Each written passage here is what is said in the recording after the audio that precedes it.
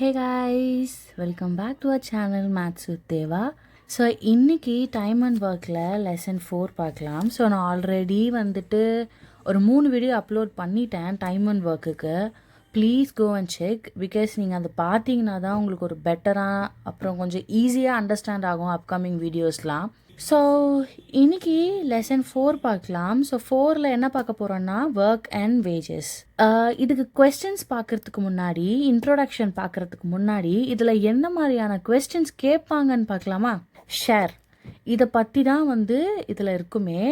Like ஷேர்னால் எப்படி சொல்கிறது, உங்களுக்கு அவங்களோட பங்கு எவ்வளோ இருக்கும் அப்படின்னு தான் இதில் நம்ம பார்க்க போகிறோம். ஸோ ஃபர்ஸ்ட் வந்துட்டு ஒரு எக்ஸாம்பிளோட உங்களுக்கு நான் சொல்கிறேன். இதில் என்னன்னா, ஸோ ஃபர்ஸ்ட் வந்துட்டு இதில் நான் ஒரு எக்ஸாம்பிளோட சொல்கிறேன். இப்போது நீங்களும் உங்கள் ஃப்ரெண்டும் சேர்ந்து ஒரு வீட்டுக்கு பெயிண்ட் பண்ண போகிறீங்க. ஒரு 20 நாளைக்கு மொத்தமாக வேலை பார்க்குறீங்க அந்த ஒர்க்கில். இப்போ நீங்கள் ஒர்க் பார்க்குறீங்கன்னா ஆப்வியஸாக உங்களுக்கு அதுக்கான பேமெண்ட் கிடைக்கும் இல்லையா? அது வந்து 10,000 ரூபாய் பேமெண்ட் கொடுக்குறாங்க உங்களுக்கு. மொத்தமாக உங்கள் கையில் கொடுத்துட்றாங்க, நீங்கள் உங்களுக்குள்ளே பிரிச்சுக்கோங்கப்பா அப்படின்ட்டு. ஸோ இப்போ நீங்கள் இதை எப்படி உங்களுக்குள்ளே பிரிச்சுப்பீங்க? யார் எத்தனை நாள் வேலை பார்த்தாங்களோ அவ்வளோ சம்பளம் அவங்களுக்கு, கரெக்டாக? ஸோ நீங்கள் இப்போ உங்களுக்கு எவ்வளோ, உங்கள் ஃப்ரெண்டுக்கு எவ்வளோன்னு பிரிக்கணும். அதுதான் ஒர்க் அண்ட் வேஜஸ். ஓகே, புரிஞ்சுதா? ஸோ நீங்கள் எவ்வளோ வேலை செய்கிறீங்களோ அதுக்கு ஏற்ற மாதிரியான காசு உங்களுக்கு கிடைக்கும். ஓகேங்களா? ஸோ சில ஸ்டெப்ஸ் பார்க்கலாம். இந்த ஸ்டெப்ஸ்லாம் நீங்கள் ஃபாலோ பண்ணாலே எல்லா சம்ஸையுமே நீங்கள் ஈஸியாக சால்வ் பண்ணலாம். ஸோ ஃபர்ஸ்ட் ஸ்டெப் பார்த்தீங்கன்னா, ஃபைண்ட் 1 day ஒர்க். 1 day ஒர்க்னா என்ன? இப்போ மொத்தமாக வந்து 50 நாள் வேலை பார்க்குறாங்கன்னா இதில் ஏவோட 1 day ஒர்க் என்ன? 1/50. கரெக்டாக? இது நம்ம ஆல்ரெடி பார்த்துருக்கோம் இன்ட்ரடக்ஷன் வீடியோஸ்லாம். ஸோ ஃபர்ஸ்ட் வந்து 1 day ஒர்க் கண்டுபிடிக்கணும். செகண்டு ரேஷியோ கண்டுபிடிக்கணும். ரேஷியோனா என்னன்னு தெரியும், கரெக்டாக? ரேஷியோ என்ன சொல்லுவாங்க தமிழ்லனா விகிதம்னு சொல்லலாம். ஓகேங்களா? ஃபார் எக்ஸாம்பிள், ஒரு 1 day ஒர்க் வச்சு அவங்க என்ன ரேஷியோவில் ஒர்க் பண்ணி இருக்காங்க அப்படின்னு நம்ம பார்க்கணும். சிம்பிளாக சொல்லணும்னா எவ்வளோ மடங்கு அவங்க வேலை செஞ்சு இருக்காங்க அப்படின்னு நம்ம சொல்கிறது தான் ரேஷியோ. சரிங்களா? நெக்ஸ்ட் வந்துட்டு ஷேர். ஷேர்னா என்னன்னா அவங்களுக்கு எவ்வளோ பங்கு, அதுதான் ஷேர். நீங்கள் ரேஷியோ கண்டுபிடிச்சிட்டாலே ஷேரை ஈஸியாக கண்டுபிடிச்சிடலாம். அண்ட் அகேன் நான் சொல்கிறேன், ப்ராக்டிஸ் பண்ணுங்கள். நீங்கள் ப்ராக்டிஸ் பண்ணால் மட்டும்தான் எல்லா சம்ஸையுமே போட முடியும். இந்த டாப்பிக்குன்னு கிடையாது, நான் ஆல்ரெடி அப்லோட் பண்ணியிருக்க டாபிக்ஸ் அண்ட் இனிமேல் அப்லோட் பண்ண போகிற டாபிக்ஸ் எல்லாத்துக்குமே நான் இதுதான் சொல்கிறேன். உட்காந்து மல்டிபிள் டைம்ஸ் போடுங்க, சலிக்கிற வரைக்கும் போட்டு பாருங்கள். அப்போ தான் வந்து ஹார்ட் சம்ஸ்லாம் வரப்போ ஓகே இதுதான் இப்படி தானே பண்ணணும், ஆமாம் அப்படி பண்ணால் இப்படி ஆன்சர் வந்துடுமே அப்படின்னு உங்களுக்கே புரிஞ்சிடும். ஓகேங்களா? ஸோ சம்ஸ்க்கு மூவ் ஆன் பண்ணுறதுக்கு முன்னாடி ஒரு இம்பார்ட்டண்டான விஷயம் இருக்குது, அது பார்க்கலாம். ஸோ என்ன சொல்லுவாங்கன்னா, work is directly proportional to wages அப்படின்னு சொல்லுவாங்க. டைரக்ட்லி ப்ரொபோர்ஷனல் டு வேஜஸ் அப்படின்னா என்னன்னு பார்த்தீங்கன்னா, இப்போ வந்து நீங்கள் ஒர்க் அதிகமாக பண்ணால் அப்போ உங்கள் சம்பளமும் அதிகமாக இருக்கும்ல, கரெக்டாக? இப்போ நீங்கள் கம்மியாக ஒர்க் பண்ணால் ஆப்வியஸாக உங்களுடைய சம்பளமும் கம்மியாக தான் இருக்கும். இதுதான் சொல்கிறேன். இந்த ஒர்க் வந்து அதிகமாச்சுன்னா இந்த வேஜஸும் அதிகமாக தான் ஆகும். ஸோ அதுதான் டைரக்ட்லி ப்ரொபோர்ஷனல் அப்படின்னு சொல்கிறது. சரிங்களா? ஓகே. ஸோ இப்போ ஒரு எக்ஸாம்பிள், இப்போது ஒருத்தரோட 1 day ஒர்க் கண்டுபிடிச்சிட்டிங்க. இப்போ ஏ அண்ட் பியோட 1 day ஒர்க் கண்டுபிடிச்சாச்சு. இப்போ ரேஷியோ கண்டுபிடிக்கிறதுக்கு நான் சும்மா ஒரு எக்ஸாம்பிளுக்கு சொல்கிறேன். 5:2ன்னு நம்ம ரேஷியோ கண்டுபிடிச்சிட்டோன்னு வச்சுக்கோங்க. இப்போ இதில் நீங்கள் யாரை வந்து சூஸ் பண்ணுவீங்க? அதிக ஒர்க் பண்ணியிருக்காங்கன்ட்டு பார்த்தாலே தெரியுது 5ன்னு சொல்லிட்டு, கரெக்டாக? ஸோ இவங்கள தான் நம்ம வந்து அதிக ஒர்க் பண்ணியிருக்காங்கன்னு சூஸ் பண்ணுவோம். சூஸ் பண்ணி அதிக சேலரி உங்களுக்கு தான் கொடுப்போம், கரெக்டாக? இப்போ இது டோட்டல் ஒர்க் என்ன வரும்? 5 + 2 7. இதுதான் டோட்டல் ஒர்க். ஓகேவா? இப்போ நான் வந்து சேலரி வந்து 5,000 அப்படின்னு சொல்லியிருக்கேன்னா இப்போ யாருக்கு அதிகமாக போகும்? ஆப்வியஸாக ஏக்கு தான் அதிகமாக போகும்.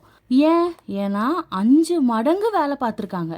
மொத்தமாக 7 மடங்கு இருக்கு வேலை, அதில் 5 மடங்கு ஏ தான் பார்த்துருக்காங்க, மிச்சம்தான் இந்த பி பார்த்துருக்காங்க. ஸோ இந்த 5,000ல் அதிகமான சேலரி யாருக்கு போகும்? ஏக்கு தான் போகும். பேலன்ஸ் இருக்கிறது தான் பிக்கு போகும். சரிங்களா? இப்போ ஏவோட சேலரி எவ்வளோன்னு எப்படி கண்டுபிடிக்கலாம்னா, A is equal to 5/7. இந்த 5 என்ன? Work ratio. யாரோடது? ஏயோடது. இப்போ நீங்கள் பிக்கு போடுறீங்கன்னா பியோட ஒர்க் ரேஷியோ வரணும். நெக்ஸ்ட்டு இந்த 7 என்ன? Total work. ஓகேவா? இப்போது A is equal to 5/7 into total salary. இது போட்டாலே உங்களுடைய ஏவோட சேல்ரி கண்டுபிடிச்சிடலாம். பிக்கும் அதே தான். B is equal to 2/7 into 5,000 கண்டுபிடிக்கலாம். ஆனால் நம்ம இப்போ ஏ கண்டுபிடிச்சிட்டோன்னா இப்போ ஒரு அமௌண்ட் வரும்ல. ஃபார் எக்ஸாம்பிள் 3,000 வந்துருச்சுன்னா அது 5,000ல மைனஸ் பண்ணிங்கன்னா உங்களுக்கு பியோட சேல்ரி கிடச்சிரும். ஓகே, புரியுதா? இப்போது சம்ஸ் பார்க்கலாம். So first question, A can do a work in 4 days. B can do the same work in 3 days. Both of them finish together and get rupees 210. What is a share of A? So question என்னென்னா, ஏ வந்து 4 நாளில் work முடிக்கிறாங்க, B வந்து அதே ஒர்க்கை 3 நாளில் முடிச்சிடுறாங்க. இப்போ 2 பேருமே ஒர்க்கை முடிச்சுட்டு அவங்களுக்கு எவ்வளோ சேலரி தராங்களாம்? 210 ரூபா தராங்களாம். இதில் ஏவோட ஷேர் என்னன்னு கேட்குறாங்க. ரொம்ப சிம்பிள் தான். ஃபர்ஸ்ட் ஸ்டெப் என்ன பார்த்தோம்? நம்ம 1 டே ஒர்க் கண்டுபிடிக்கிறது. ஸோ ஏக்கு எத்தனை நாள் கொடுத்துருக்காங்க? 4 days. பி எத்தனை நாள் கொடுத்துருக்காங்க? 3 days. கரெக்டா? ஸோ இப்போ 1 டே ஒர்க் கண்டுபிடிக்கலாம். 1 டே ஒர்க் வந்து ஏவோடது என்ன? 1/4, பியோடது 1/3. ஃபர்ஸ்ட் ஸ்டெப் முடிஞ்சிருச்சா? இப்போ ஸ்டெப் 2 என்ன பார்த்தோம்? Find ratio. ஸோ ரேஷியோ எப்படி கண்டுபிடிக்கலாம்? A is to B is equal to 1/4 is to 1/3. கரெக்டா? இந்த A is to Bனா ஒன்றும் இல்லை, A/Bன்னு அர்த்தம். ஓகேங்களா? ஸோ இப்போ இதை நான் வந்து அந்த ஃபார்மேட்டில் எழுத போகிறேன். Is equal to 1/4 divided by 1/3. இதை நம்ம எப்படி எடுத்துக்கலாம்? 3:4ன்னு எடுத்துக்கலாம். செகண்ட் ஸ்டெப்பும் முடிஞ்சிருச்சு. பார்த்தாலே தெரியுது யார் அதிக ஒர்க் பண்ணியிருக்காங்க?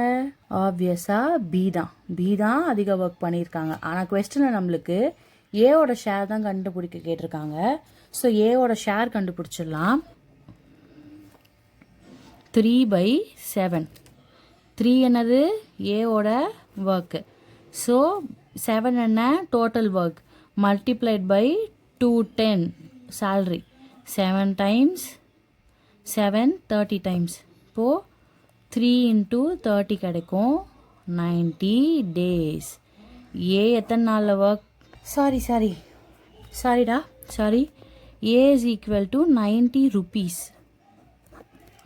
சரிங்களா? So sorry. So A is equal to 90 rupeesன்னு கண்டுபிடிச்சாச்சு. இப்போ இதுவே பியோட ஷேரும் சேர்த்து கேட்டாங்கன்னா சிம்பிள், இந்த 210ல் 90 சப்ராக்ட் பண்ணிங்கன்னா பியோட ஷேர் கிடச்சிரும். Okay. Second question, 3 person undertake to complete a piece of work for 1,200 rupees. The first person can complete in 8 days, second person in 12 days, and third person in 16 days. They complete the work with help of fourth person in 3 days.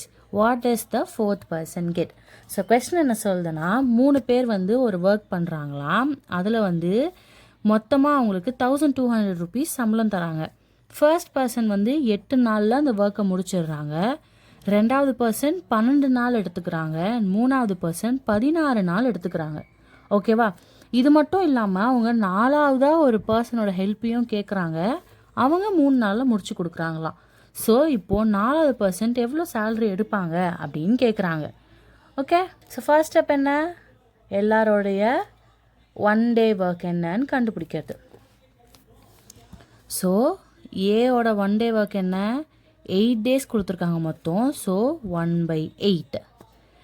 பியோட 1 day work 12 days கொடுத்துருக்காங்க. அப்போது 1/12.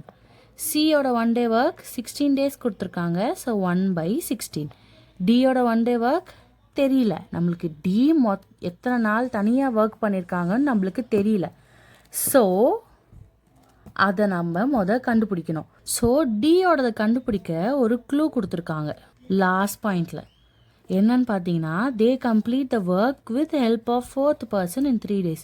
அப்போது அவங்க எல்லாரும் சேர்ந்து டியோட help வாங்கி 3 டேஸில் முடிக்கிறாங்களா. அப்போது 1 டே ஒர்க் எப்படி எழுதலாம், 1/3ன்னு எழுதலாமா. ஸோ இப்போது ஏக்கு என்ன கண்டுபிடிச்சோம், 1/8 plus 1/12 plus 1/16 plus T is equal to 1/3. இந்த டியை நான் இங்கேயே வச்சுட்டு இவங்க எல்லாரையும் நான் லெஃப்ட் சைட் கொண்டு போகிறேன். So T is equal to 1/8 1/3 minus 1/8 minus 1/12 minus 1/16.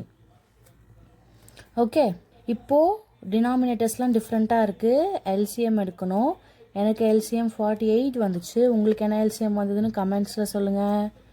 So T is equal to 48, 16 minus 6 minus 4 minus 3. Okay, இப்போது டி இஸ் ஈக்குவல் டு 3/48, அது 1/16ன்னு எழுதலாம். டியோட 1 டே ஒர்க்கும் நமக்கு கிடச்சிருச்சு. இப்போது ஸ்டெப் 2 பார்க்கலாம். ரேஷியோ கண்டுபிடிக்க A:B:C:D எல்லாரோடதும் கிடச்சதில்ல. 1/8 1/12 1/16 1/16. ஓகே, இதுக்கும் எல்சிஎம் எடுக்கணும். டினாமினேட்டர் 18 கிடைக்கும். எல்சிஎம் 6:4:3:3ன்னு கிடைக்குமா. ஸோ இந்த A:B:C:Dயோடது என்ன கிடைச்சிது, 6:4:3:3. ஓகே, ஸ்டெப் 2வும் முடிஞ்சிருச்சு. இப்போ நம்மளுக்கு வந்து 4th பர்சன், அதாவது டியோட சேல்ரி தான் கேட்குறாங்க தனியாக. டோட்டலும் கண்டுபிடிச்சிக்கோங்க. ஆட் பண்ண என்ன கிடைக்குது, 16 கிடைக்குது. ஸோ டியோடது கண்டுபிடிக்கலாம். T is equal to 3/16 into salary எவ்வளோ சொல்லியிருக்காங்க, 1200. அதை இங்கே எழுதிக்கலாம்.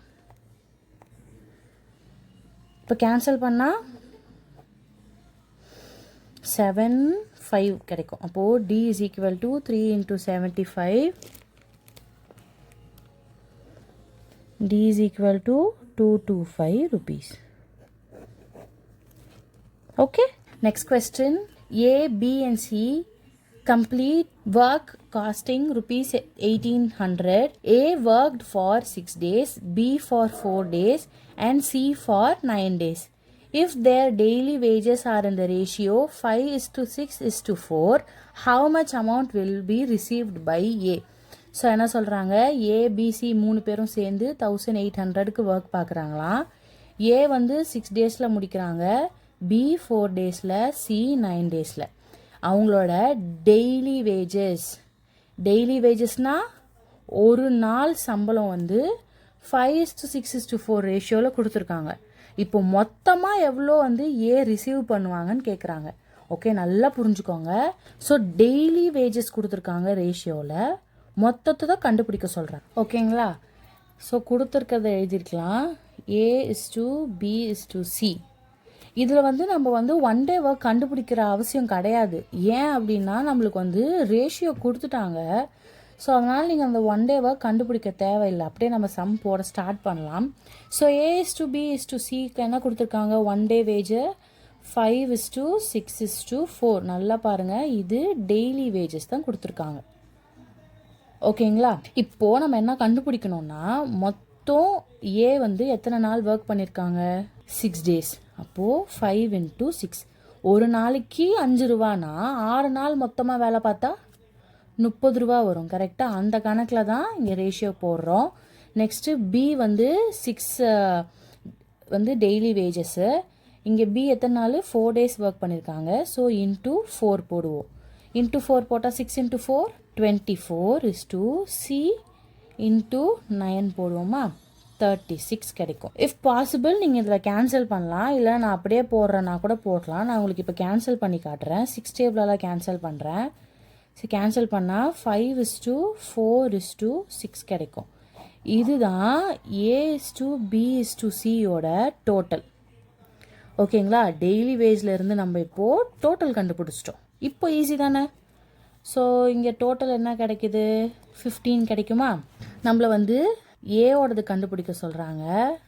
அமௌண்ட் ரிசீவ்ட் பை ஏவோடதுன்னா ஏ என்ன, 5/15 இன்ட்டு அமௌண்ட் எவ்வளோ, 1800. ஸோ 1800. 15 டைம்ஸே கேன்சல் பண்ணிக்கலாம். வந்து A is equal to இது 120 வரும். A is equal to 600 rupees. ஓகேங்களா? ஸோ லாஸ்ட் சம் பார்க்கலாம். Fourth some. If 5 men or 7 women can earn rupees 5,250 per day, how would 7 men and 13 women earn per day? இப்போது 5 men இல்லை ஒரு 7 men வந்து earn பண்ணுறாங்கன்னா ஒரு நாளைக்கு 5,250 ஏர்ன் பண்ணுறாங்களாம். அப்போது 7 men 13 women ஒரு நாளைக்கு எவ்வளோ ஏர்ன் பண்ணுவாங்கன்னு கேட்குறாங்க. ஸோ ரொம்ப சிம்பிள். கிவன் என்ன கொடுத்துருக்காங்க? 5 men is equal to எவ்வளோ? 5,250 rupees per டேக்கு. கரெக்டா? அப்போது ஒரு men எவ்வளோ சம்பாதிப்பாங்க? 5,250 டிவைடட் பை டோட்டல். அப்போது 1,050 rupees. ஒரு மென்னுக்கு 1,050 rupees. சரிங்களா? அதே வந்து 7 உமனுக்கு கண்டுபிடிக்கலாம். அதே 5,250 rupees per day. ஒரு உமனுக்கு 5,250 டிவைடட் பை 7 என்ன கிடைக்கும்? 750 rupees கிடைக்குமா? இப்போது ஒரு மென்க்கு தனியாக எவ்வளோ கிடச்சிச்சின்னு தெரிஞ்சிருச்சு. இப்போது 7 men and 13 womenக்கு கண்டுபிடிக்கலாம். 7 men + 13 women சேல்ரி எவ்வளோன்னு கேட்குறாங்க. எப்படி பண்ணலாம்? 7 into ஒருத்தரது எவ்வளோ கிடச்சிது? ஒருத்தரோடத 7 கூட மல்டிப்ளை பண்ணால் 7 பேர்து கிடச்சிரும்ல. அதுதான் இங்கே நான் பண்ணுறேன். மல்டிப்ளை பண்ணால் 7350 + 9750 என்ன கிடைக்கும்? 17,100 rupees கிடைக்கும் டோட்டலாக. ஓகே, இந்த வீடியோ யூஸ்ஃபுல்லாக இருந்துச்சுன்னு நினைக்கிறேன். இது போல் நிறைய வீடியோஸ்க்கு நம்ம சேனலை சப்ஸ்கிரைப் பண்ணி வச்சுக்கோங்க மறந்துடாமல். உங்கள் ஃப்ரெண்ட்ஸ் அண்ட் ஃபேமிலிக்கும் ஷேர் பண்ணி வச்சுக்கோங்க. Bye by.